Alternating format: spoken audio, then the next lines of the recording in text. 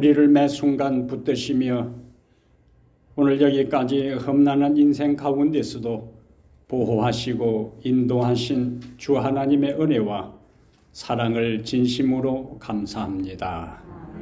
오늘 이 아름다운 안식일 주께서 우리에게 복 주시기로 약속하신 이 행복한 안식일에 사랑하는 주의 백성들이 주의 이름을 부르며 주의 성호를 높이고 살아계신 하나님께 예배할 때에 감사와 기쁨과 은혜가 충만하게 하여 주시옵소서. 세상의 삶에는 분주했고 지치고 피곤했지만은 오늘 하나님 앞에 예배하는 이 시간을 통하여 하나님만이 주시는 하늘의 은총과 힘과 능력을 충만히 공급받아 다시 이 세상에서 주님을 드러내며 주님께 영광 돌리는 아름다운 그리스도인 생애가 되게 하여 주시옵소서. 이 시간 내내 주 하나님의 거룩한 영이 우리의 온 회중과 말씀을 증거하는 연약한 소자에게 함께해 주시옵기를 우리 주 예수님 이름으로 간절히 기도하옵나이다.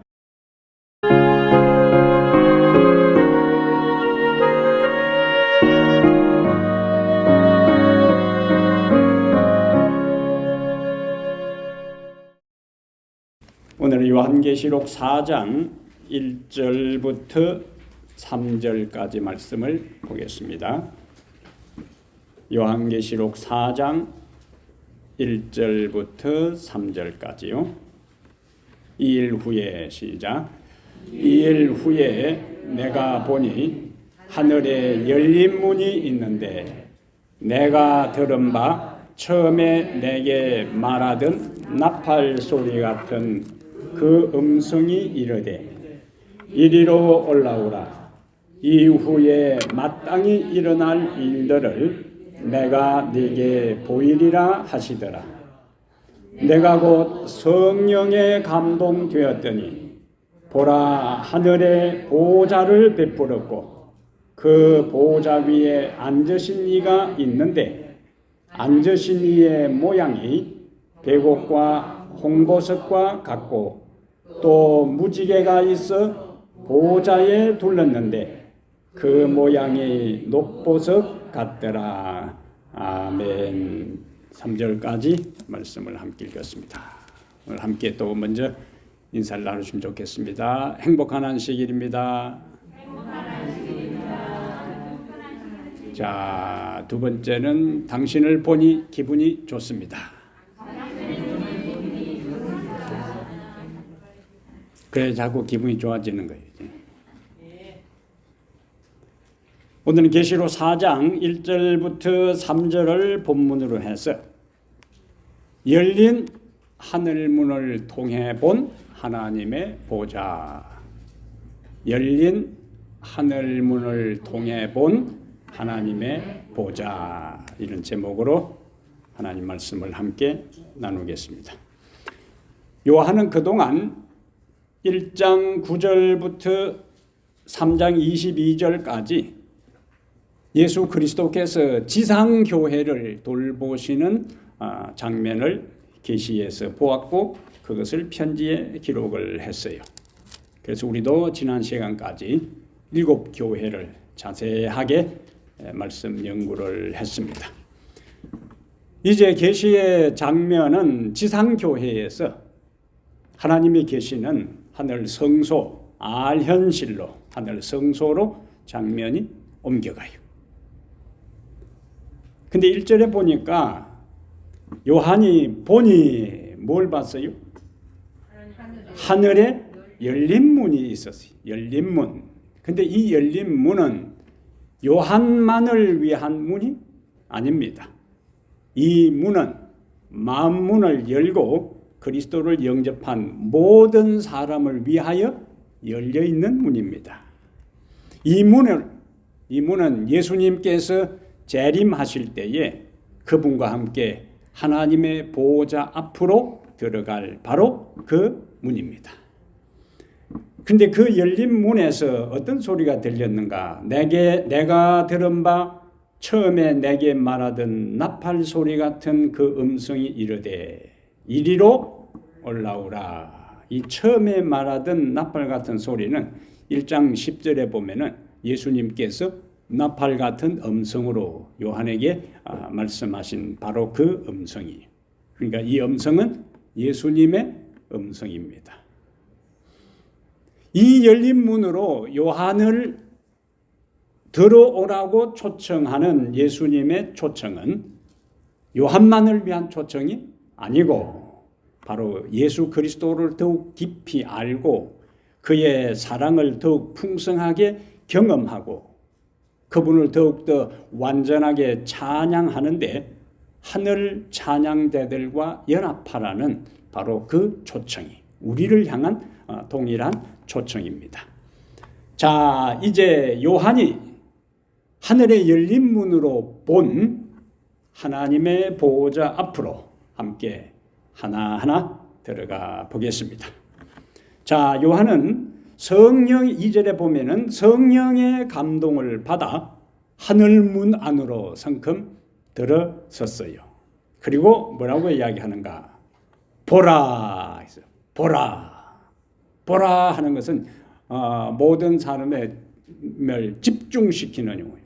보라. 그러면서 보라라고 소리친 다음에 그가 본 하늘의 영광스럽고 장엄하고 이 경이로운 광경에 대해서 하나하나 이제 설명을 하기 시작합니다. 제일 먼저 요한이 뭘 봤습니까? 2절에 보니까 보라 하늘의 보호자를 베풀었고 제일 먼저 요한의 시선을 사로잡은 것은 주의를 집중시킨 것은 무엇이었다? 하나님의 보호자였어요. 근데 이 보호자라는 말이 신약 성경에 자그만치 62번이나 나와요. 많이 나오죠. 62번이나 나오는데 계시록에만 47번이 나옵니다.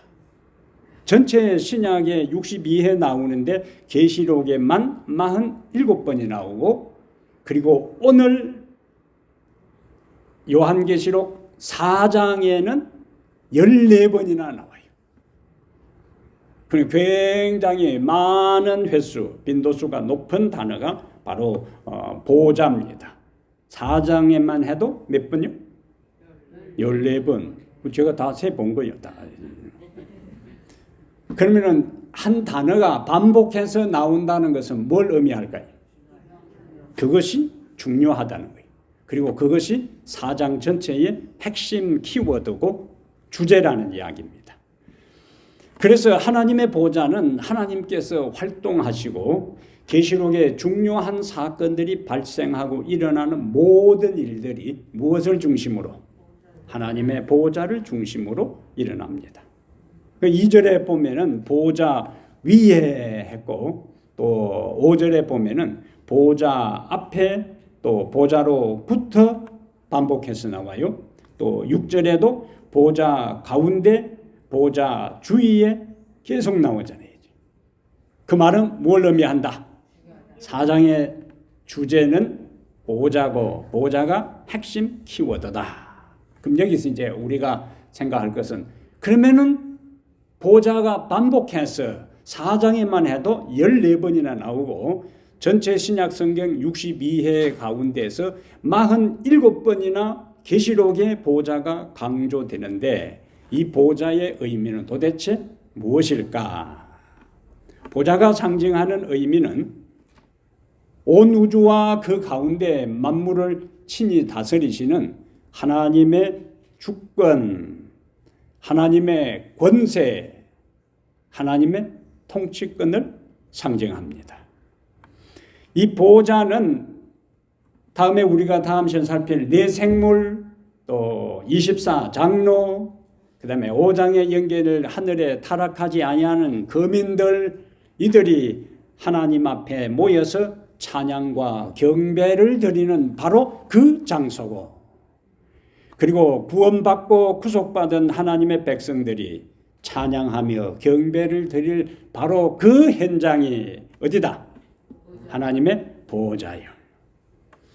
그렇다면 요한이 요한계시록을 기록하면서 보좌를 반복해서 강조하고 있는데, 처음에 이 편지를, 요한계시록 서신을 받았던 초대교회 성도들에게는 이 보좌가 무슨 의미가 있었을까? 그 시대로 돌아갔어. 그 시대에 요한이 계시를 보던 그 시대에는 로마 황제들이 사단의 권좌에 앉았어. 자신들에게 주어진 그 권세를 마음껏 휘두르고 있을 그때입니다. 눈앞에는 누가 보여요? 어느 보좌가 보여요? 로마의 황제의 보좌가 보이는 거예요.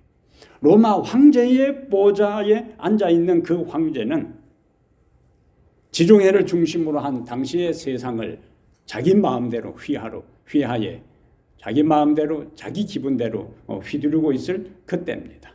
그러니까 모든 사람의 눈에는 무엇만 보이는가? 로마 황제가 앉아있는 보좌만 보이는 거예요. 그 황제 때문에, 그 로마 보좌의 권좌에 앉아있는 황제 때문에 요한은 지금 어디가 있어요? 밤모섬에 유배를 당하고 있어요. 그 로마의 권좌에 앉아있는 황제 때문에 초기 그리스도인들은 황제 숭배를 강요받으면서 박해를 받고 있었습니다. 그런데 계시 중에 요한은 보니까 로마뿐만 아니라 지중해를 중심으로 하는 그 당시 세계뿐만 아니라 온 우주를 통치하시고 다스리시고 지배하시는 하늘의 보좌가 있고 그 보좌 위에 하나님이 앉아 계시는 것을 보았어요. 요한은 그 장면을 볼 때 어떤 느낌이 들었어요? 요한이 계시 중에 이제 예수님께서 나팔 소리 같은 음성으로 이리로 올라오라 하는 음성을 듣고 하나님의 보좌 앞으로 들어갔는데 그 보좌의 광경, 장엄함과 엄중함과 놀라운 광채 앞에서 압도당하면서 요한이 어떤 느낌을 받았을까요? 내가 지금 비록 세상의 황제에 의해서 내가 지금 밤모섬에 유배당해 있다 할지라도 이 황제가 전부가 아니구나. 그보다 더 위대하고 그보다 더 높고 그보다 더 놀라운 능력을 가진 하늘에 하나님이 계시는구나 하는 것을 그가 확인하게 된 거예요. 자, 요한이 이제 계시를 깨어난 다음에 요한계시록을 기록해서 당시 7교회에 이 요한계시록을 다 회람하도록 이제 보냈어요. 그들은 지금 편안한 가운데 있는 게 아닙니다. 그들은 지금 태평 세월을 보내는 게 아니에요. 그들은 지금 로마 황제에 의해서 박해와 핍박을 당하고 있었어요. 근데 요한이 보낸 편지를 요한계시록을 그들 읽어보니까 그곳에 하늘에 보좌를 베풀었고 그 위에 하나님이 앉아 계시고 그 하나님이 온 세상을 통치하고 있다는 것을 그들이 읽었을 때, 그들이 들었을 때 어떤 생각이 들었을까요? 비록 우리가 지금은 이렇게 박해를 받고 고난을 당하고 어려운 가운데 있다 할지라도 머지않아 온 하늘에 앉아 계시는 이 하나님이 우리를 보호하시고 구원하시고 변호하시고 도와주실 것이라는 그 확신 속에서 그 고난을 이길 수 있는 용기와 힘과 능력을 얻을 수가 있었습니다. 계시록 20장 11절부터 15절에는 이 보좌에서 무슨 일이 일어나는가? 최후의 심판이 일어나요. 최후의 심판이 어디서 이루어져요? 보좌에서. 하나님이 앉은 이 보좌에서. 그런데 지금 요한도, 지금 초기교회 성도들도 세상 법정에서 억울한 재판을 받고 억울한 옥살이를 하고 있어요. 추방당했어요. 재산을 다 빼앗겼습니다. 사회에서 따돌림을 당하고 있어요.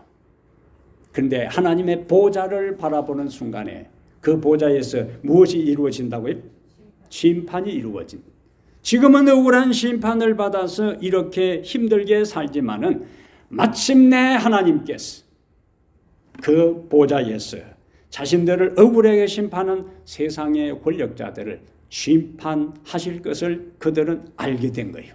그리고 그 심판을 통해서 자기들의 모든 억울한 누명이 다 벗겨지고 자신들을 억울하게 심판한 그들을 하나님께서 정당하게 심판할 것을 그들은 깨달을 수가 있었습니다.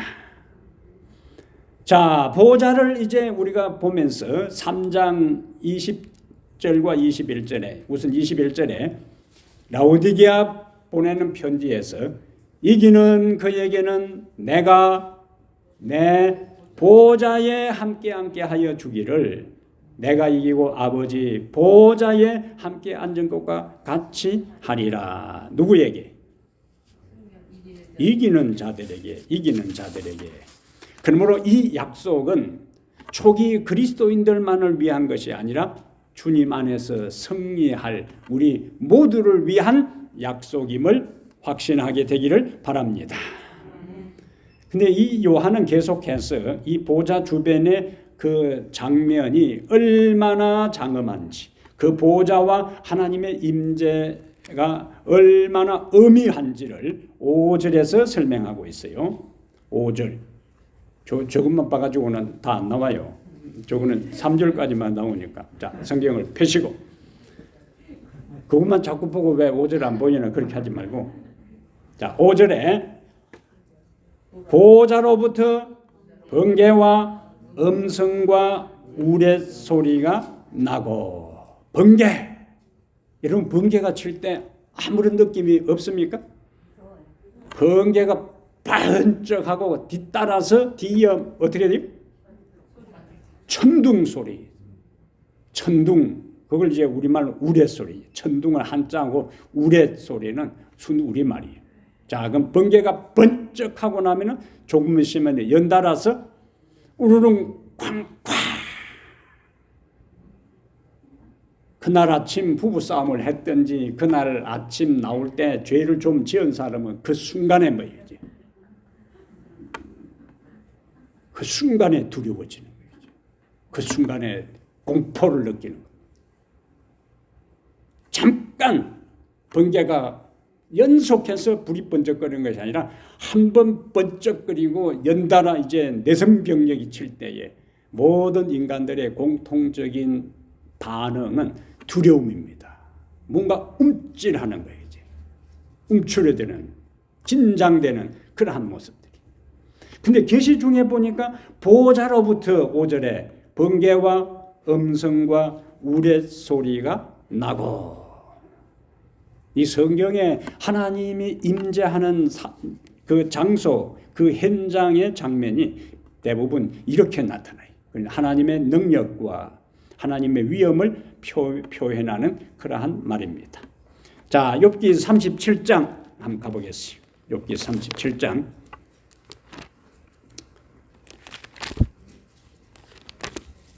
욥기 37장 4절과 5절에 너무 많이 찾으면 여러분들이 힘드니까 오늘은 3개만 찾겠어요.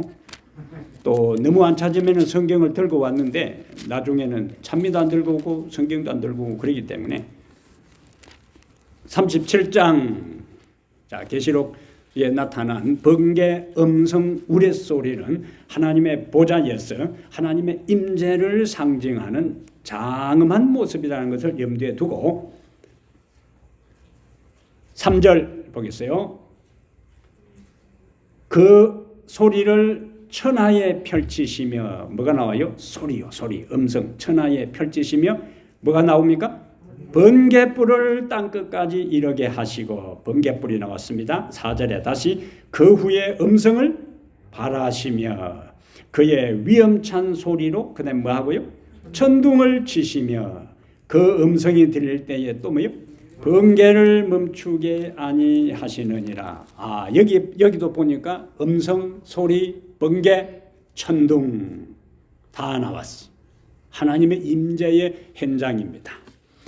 그 다음에 출애굽기 19장 16절에도 출애굽기 16장 16절에도 우레와 번개와 빽빽한 구름이 산 위에 있고 이거는 하나님께서 십계명을 이스라엘 백성들에게 선포할 때의 장면이에요. 하나님께서는 평소에 조용히 움직이시고 조용히 말씀하시는데 율법을 이스라엘 백성들에게 선포할 때는 우레와 번개와 빽빽한 구름 가운데서 하나님께서 나팔 소리 같은 음성으로 율법을 선포했어요. 백성들의 반응은 진중에 있는 모든 백성이 다 떨더라. 강조점이 몇 사람만, 간약한 사람만 뜬 것이 아니고 진중에 있는 모든 백성이 그 다음에 다 떨더라. 여기 강조되는 모든 그 다음에 다, 진중에 있는 모든 백성이 다 떨더라. 어떤 장면 앞에서? 우레와 번개.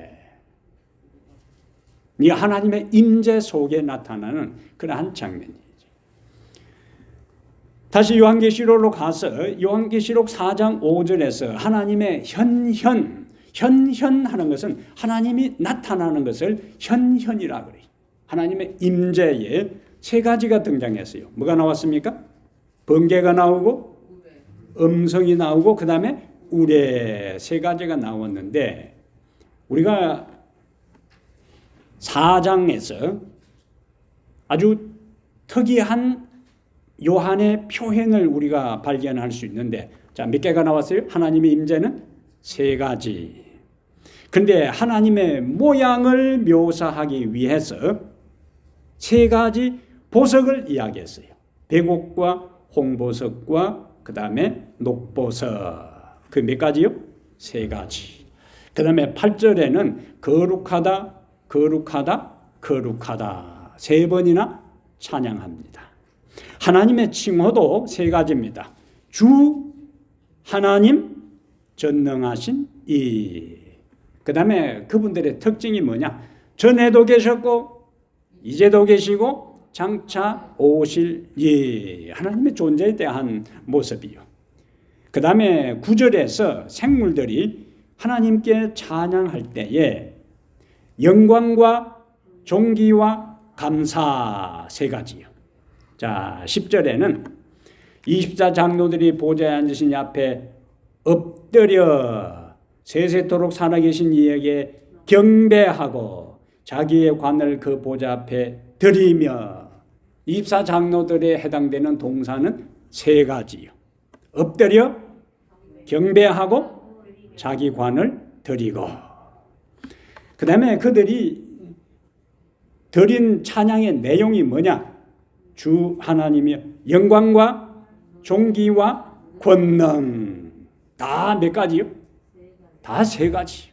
삼위 하나님께, 삼위 하나님의 존재 형식, 그 다음에 삼위 하나님의 모습, 삼위 하나님께 드리는 경배의 내용, 삼위 하나님께 드리는 경배의 태도, 모든 것이 삼중구조로 되어 있어요. 삼중구조로. 계시록에, 그런데 계시록에 가장 많이 나오는 숫자가, 가장 많이 나오는 숫자가 7이요. 7. 그런데 그 7에 못지않게 많이 언급되는 게 3이라는 숫자. 3.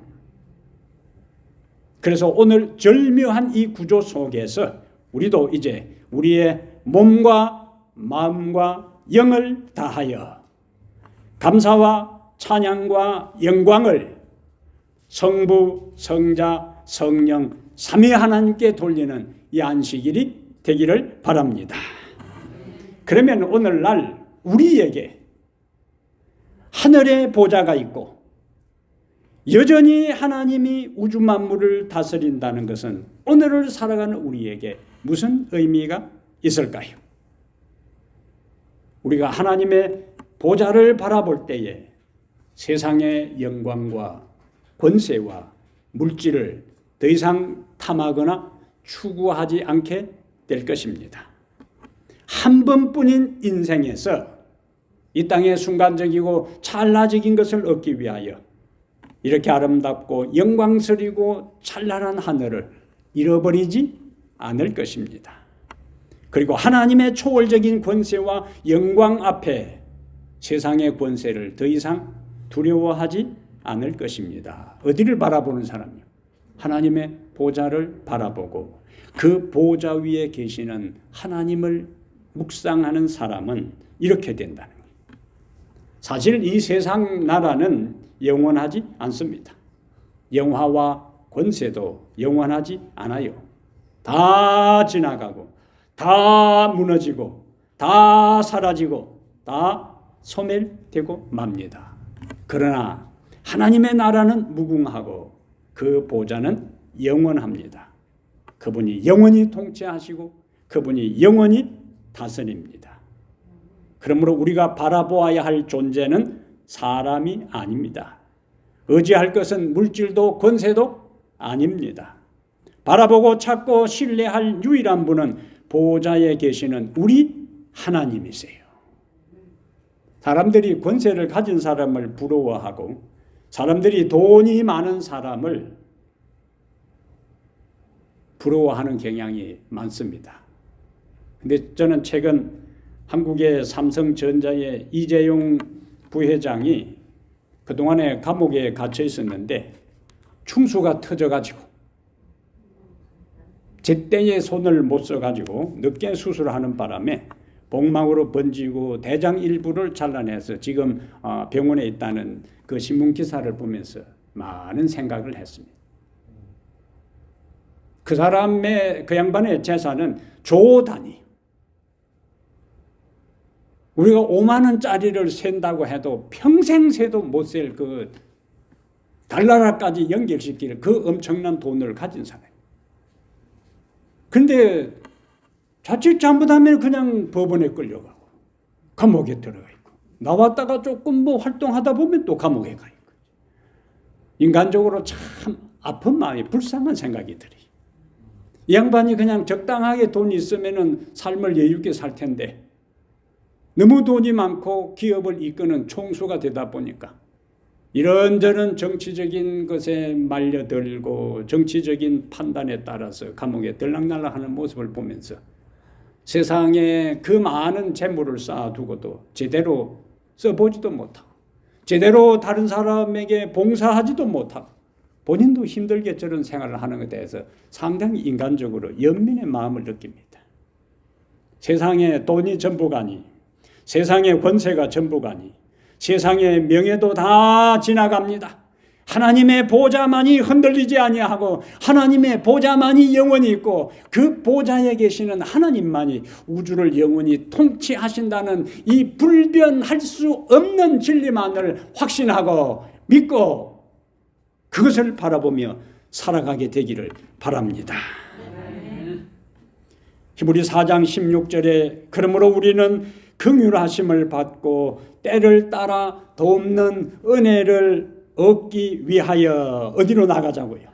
은혜의 보좌 앞에 그 다음에요 담대히 나아갈 것이니라.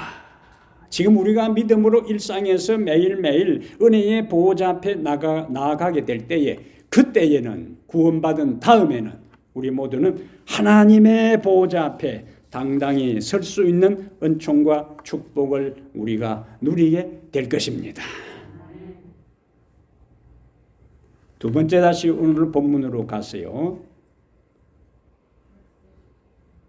4장 2절 하단부터 3절에 내가 곧 성령에 감동되었더니 보라 하늘의 보좌를 베풀었고 자 보좌가 나왔고 이제는 그 보좌 위에 앉으신 이가 있는데 앉으신 이의 모양이 배곡과 홍보석과 같고 자 보좌를 보았으니까 이제는 장면이 어디로 흘러가야 맞아요?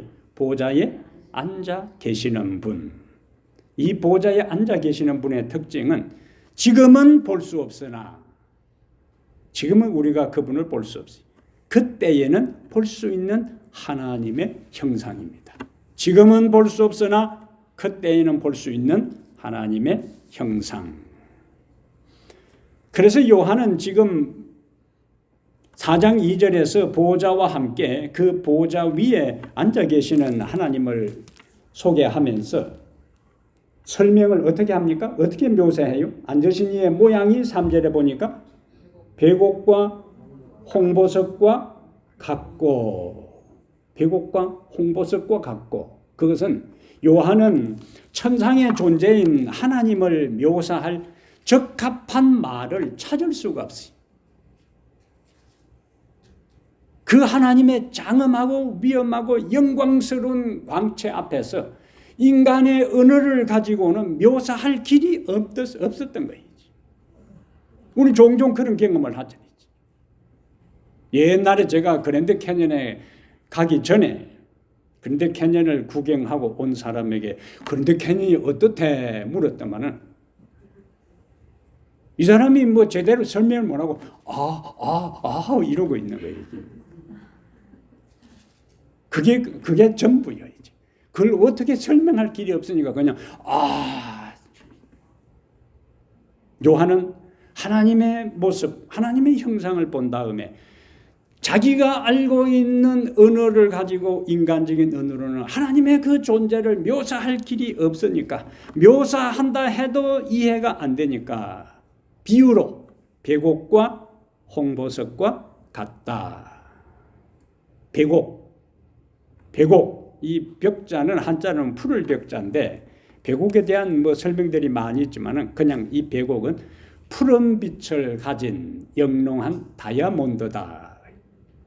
푸른 빛을 가진 영롱한 다이아몬드입니다. 우리가 워싱턴 DC에 가면은 자연사 박물관 여러 계열의 박물관이 있잖아요. 그곳에 보석 박물관이 있어요. 보석 박물관. 근데 그 보석 박물관에 가면은 45.52 캐럿 나가는 이름이 호프 다이아몬드라는 다이아몬드가 이 방탄유리 안에 딱 되어 있는 게 있어요. 그 빛이 약간 블루 푸른 빛입니다. 수많은 역사적 사연이 그 호프 다이아몬드에 그 섬여 있어요. 그런데 그 빛깔이 무슨 빛깔이에요? 약간 푸른 빛깔이. 값으로 매길 수 없는 그 엄청난 다이아몬드. 근데 우리가 성경을 보면은 그 다이아몬드 45.52 캐럿 되는 다이아몬드 누가 훔쳐갈까 싶어서 방탄 장치를 하고 최첨단 장치로 보호를 하는데 하늘에는 그것이 그냥 흔해 빠진 거예요. 그래서 여러분들이 결혼할 때 여러분 와이프나 남편한테 다이아몬드 반지 못 받았다고 너무 속상해할 것 없어요. 하늘에 가면 천재 빛깔이라는 거, 쌔비린 게 다 다이아몬드예요. 이제. 사방에 둘러보면 걸리는 게 그냥 다이아몬드니까 그거 가지고 집 짓는다니까. 집 재료가 다이아몬드예요. 이제. 그 방탄유리 안에 지키는 게 아니고 보관하는 게 아니고 그냥 그걸로 가지고 벽도 그걸로 하고 바닥도 그걸로 깔고 그냥. 그래서 스케일이 달라요. 삶의 수준이 다릅니다. 우리는 지금 우리의 집이 뭐 스케일핏이 조금 작다고 기죽을 것도 없어요. 다른 거 조금 다른 집보다 낫다고 폼잡을 것도 없어요. 하늘에 가면 다이아몬드로 진 집에 우리가 예수님과 더불어 살 것이기 때문에 가슴을 활짝 펴고 자신 있게 이 세상에서 당당하게 인생을 살아가는 그런 마음을 갖게 되기를 바랍니다. 여기 나오는 홍보석은 보통 우리가 말하는 루비요, 루비. 우리 집 옆집에 강아지를 한 마리 데리고 다녀서 걔 이름이 뭐냐 물어봤더만 루비라고 해요. 루비.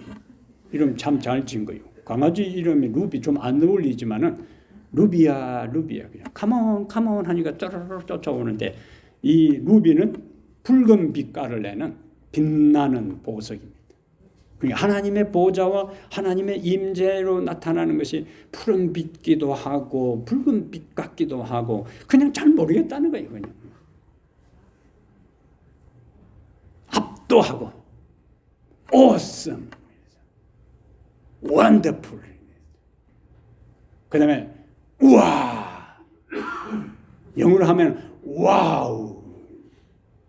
근데 그걸 왜 순서를 그리 바꿔놨는지 모르겠어요. 우와 하고 와우 또 같은 말을 갖다가 동서양의 차이입니다. 그래서 딱 놀라는 거 보고 와 하는 거 하고 우와 하고 하는 거 보면 이 사람이 영어 좀 한다 안 한다 딱 알아볼 수 있어요. 자신 없으면 와우 이렇게 하면 이렇게 하면 영어 좀 하는 줄로 이제 아니까 와 하는 대신에 와우 이렇게 하면은 이 사람 오래 살았구나 하고 무시 안 합니다. 그 팁으로 알려주는 거예요. 성경은 종종 하나님의 임재와 영광을 불이나 빛으로 나타난 경우가 많이 있습니다. 자, 이스라엘 광야에서 이스라엘이 광야를 지나갈 때에 하나님께서 그들과 함께 있음을 어떻게 보여주었어요? 불기둥으로 구름기둥과 불기둥으로 보여주었어요. 그래서 시편 104편 2절에 주께서 옷을 입음같이 빛을 입으시며 빛을 입었다고요. 그 다음에 디모데전서 6장 16절에는 가까이 가지 못할 빛에 거하시고, 그러니까 우리는 하나님의 그 형상을, 하나님의 모습을 생생하게 있는 그대로 우리의 육의 눈으로, 그분은 영의 존재고 우리는 육의 존재이기 때문에 육의 존재가 영의 존재를 있는 그대로는 다 볼 수가 없어요. 그런데 창세기 1장 26절에 하나님께서 인간을 창조할 때에 우리의 형상을 따라 우리의 모양대로 우리가 사람을 만들고, 그 하나님도 어떤 형태든지 뭐가 있다는 거예요? 형상과 모양이 있는 거예요. 단지 그것이 우리 눈에 안 보일 뿐입니다. 근데 모세가 하나님과 대면해서 마주 보면서 대화를 하는데 하나님의 얼굴은 볼 수가 없으니까 모세가 하나님의 얼굴을 좀 보여달라고 이야기를 해요. 주의 얼굴을 내게, 주의 영광을 내게 보여주소서. 하나님께서 보여준다고 해놓고는 돌 큰 바위 사이에 모세를 딱 거기다 넣어놓고 싹 지나가면서 뭐만 보여준 거예요? 등만 보여준 거예요. 등만. 그러면서 출애굽기 33장 20절에 네가 내 얼굴을 보지 못하리니 이를 보고 살 자가 없음이라. 히브리 12장 29절에 하나님은 소멸하는 불이 되기 때문에 죄인된 인간이 하나님의 영광을 보고 견딜 수가 없습니다. 우리의 육안으로요, 태양도 제대로 못 봐요. 특별한 장치를 해야 태양을 관찰할 수 있지 우리 육의 눈으로 태양을 못 봅니다. 하나님이 창조한 태양, 그만큼 멀리 떨어져 있는 태양도 우리 눈으로 제대로 못 보는데 하물며 그 태양을 창조하시고 그 태양의 빛보다 수천 배 수만 배 더 엄청난 광채를 가진 하나님을 우리 눈으로 볼 수가 없는 겁니다. 그러면 영원히 볼 수 없는가? 엘렌 G 화이트 계시 중에 이제 하늘을 쭉 천사를 따라서 여행을 하는데 초기문집 54페이지에 보면은 하나님의 보좌를 보았어요. 근데 그 보좌 옆에 예수님이 같이 앉아 계셨어요. 근데 예수님의 얼굴은 엘렌 G 화이트가 볼 수가 있었어요. 그런데 하나님의 모습은 영광의 빛으로 둘러싸고 있었습니다. 그래서 예수님께 질문을 합니다. 아버지께서도 그분과 같은 모습인지를 물었을 때 예수님께서 아버지께서도 나와 같은 형상을 가지고 계신다. 그러나 너가 볼 수 없는 것은 너가 그 영광을 한 번 본다면 너는 살아남을 수 없게 될 것이다. 엘렌 G 화이트 계시 중에서도 예수님의 얼굴은 보았지만은 하나님의 얼굴은 볼 수가 없었어요. 그러면은 영원히 우리가 하나님의 얼굴을 볼 수가 없는가? 계시록 22장에 가보겠습니다. 계시록 22장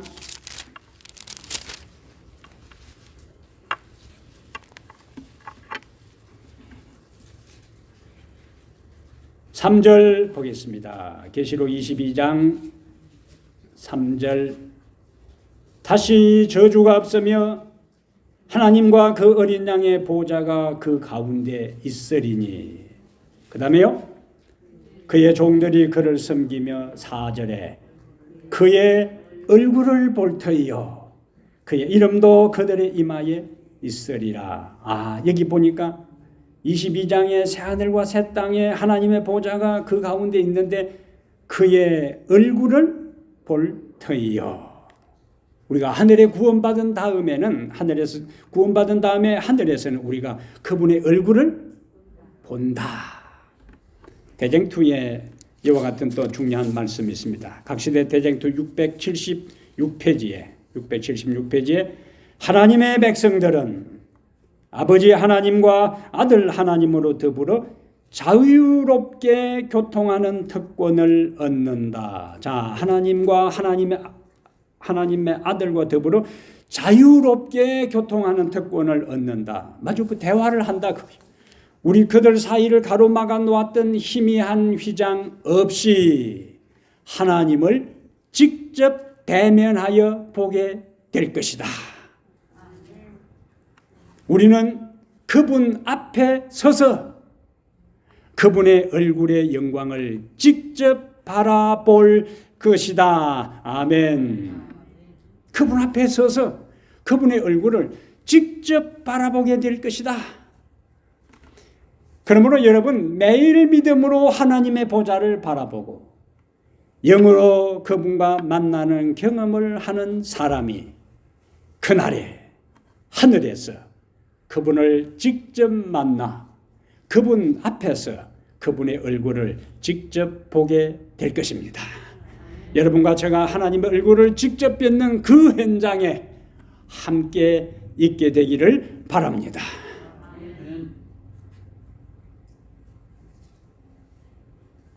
지난 목요일이었습니다. 컴퓨터 인터넷 속도가 조금 느려지는 것 같아서 델 컴퓨터 커스터머 서비스에 이제 전화를 했어요. 그리고 이제 기술자하고 연결이 되었습니다. 기술자가 전화로 하는 지시를 따라 계속 클릭을 하고 또 타이핑을 치니까 그 기술자 테크니션하고 내 컴퓨터하고 연결이 돼서 기술자가 내 컴퓨터에 접속을 해서 온 사방을 다니면서 다 컴퓨터를 이제 고쳐요. 원격 조정입니다. 리모트 컨트롤이죠. 내가 하는 것처럼 똑같이 내 컴퓨터 여기저기를 다 다니면서 이제 완전히 수리를 했어요. 다 수리가 마치고 난 다음에 이제 영어 회화 연습을 좀 해야 되겠다. 그래서 이제 몇 가지 이제 질문을 하네요. 당신 어디냐고 했더만은 나는 틀림없이 미국의 어디 도시라고 대답할 걸로 생각을 했는데 인도라 그래요. 인도에 자기가 있지만은 델 회사 컴퓨터 회사의 정식 직원이고 자기는 인도에 있으면서 미국 쪽에서 고장난 그 커스터머들의 모든 문제를 인도에 있으면서 원격으로 고치는 일을 한다 그래요. 어떻게 여러분은 놀라지도 않네요. 인도에서 내 컴퓨터 안에 들어와 가지고 고쳤다니까요. 인도에 있으면서.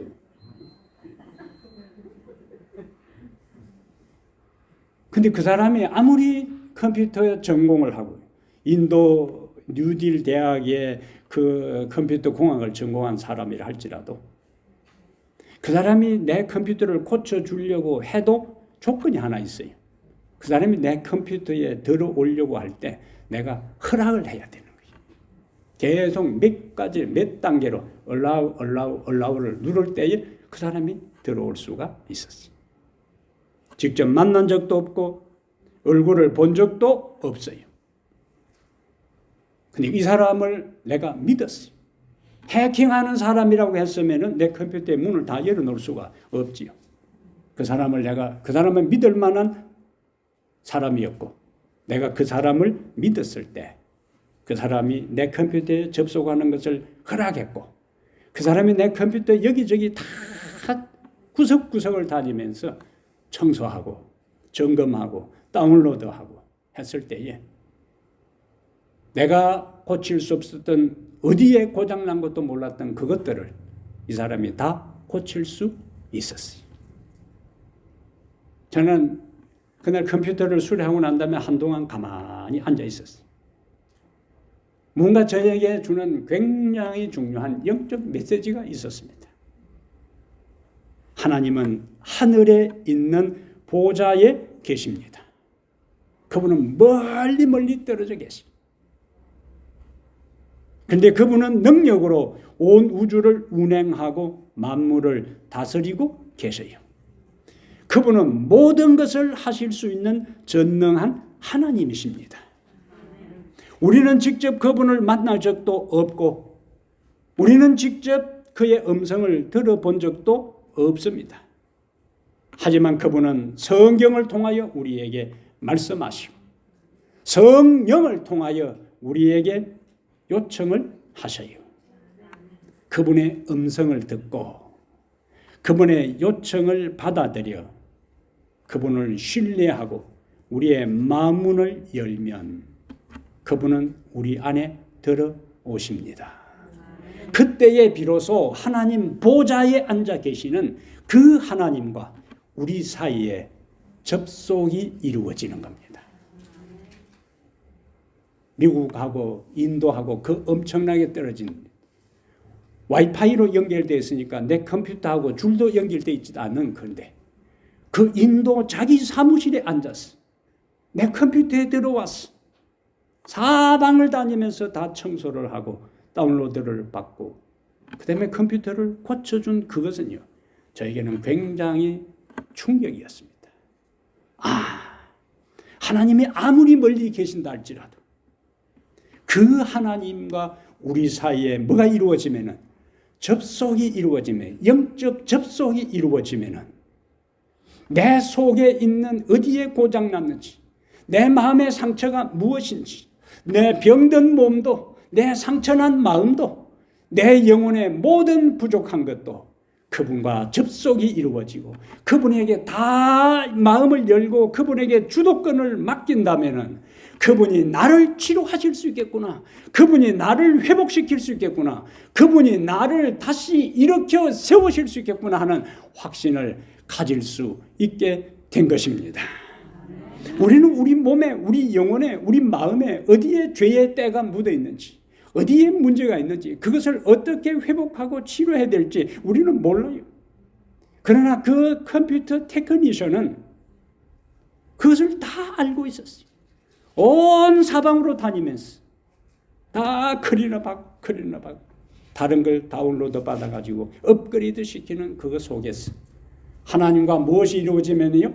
영적 접속이 이루어져야 되는데 그것은 하나님이 일방적으로 들어오는 게 아니에요. 그래서 볼지어다 내가 문 밖에 서서 두드리느니 우리가 allow 해야 되는 거예요. allow 해야 돼요. 허락해야 돼요. 허락하고 그 다음에 다 맡겨야 돼요. 맡겨야 돼요.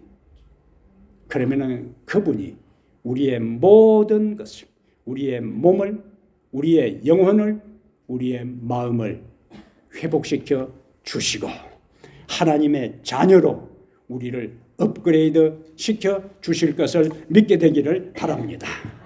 오늘 이 안식일 보좌에 앉아 계시는 그분께 마음을 열고 그분과 영적 접속이 되어서 우리 영혼을 그분이 정결하게 하고 깨끗하게 하고 우리를 회복시키시고 치료할 수 있도록 그분께 굴복하게 되기를 바랍니다.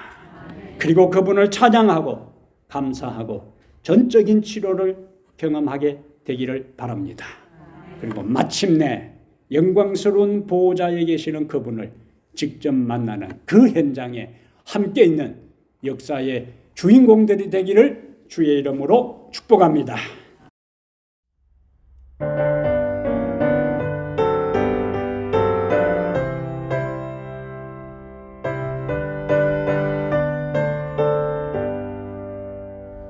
주님 오시는 그날이 언제일지 주님 뵙는 그날 나는 확실히 몰라.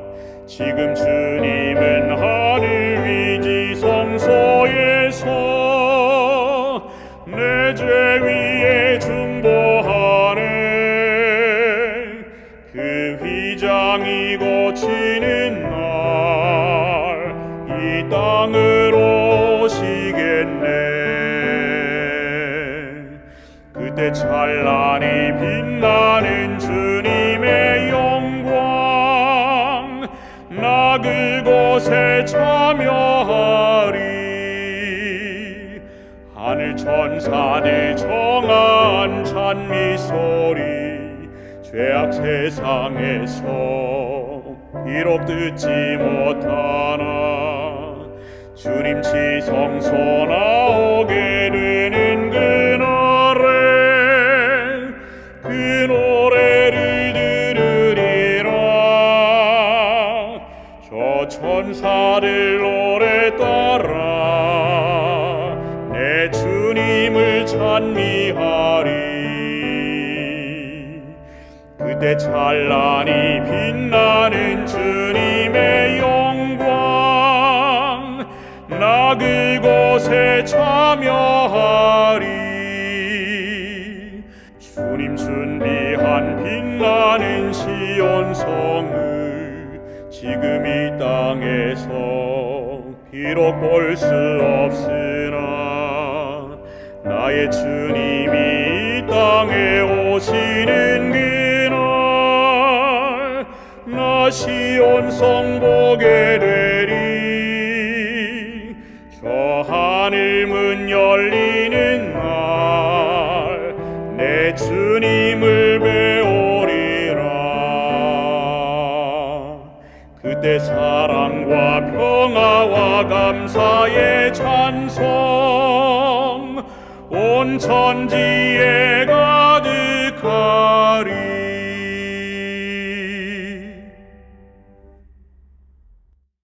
살아계신 우리 하나님, 하늘 높이 들린 보좌에 앉아 계신 영원한 우리 하나님이시여, 주님께 찬양과 존귀와 영광을 돌리옵나이다. 아버지, 우리 모두가 영적으로 주님과 접속하기를 원합니다. 주 하나님의 권능이 우리에게 임하려면은 우리의 마음을 열고 주님을 받아들이며 주님께 우리의 생애의 모든 주도권을 맡길 때에 주님께서 우리를 치료하시고 우리를 고치시고 우리를 회복시키시며 우리를 하나님의 자녀로 업그레이드 시킬 것을 저희들이 믿습니다.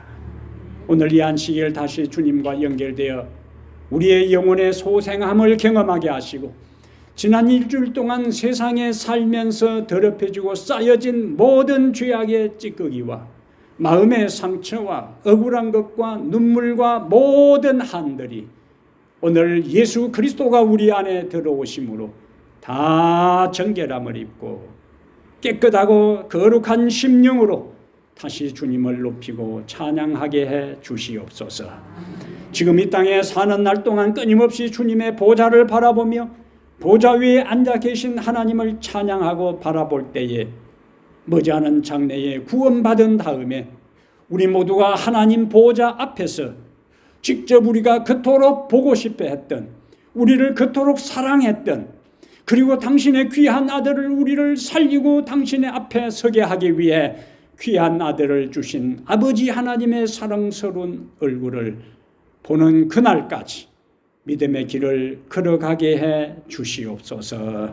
우리 주 예수님 이름으로 기도하옵나이다. 아멘.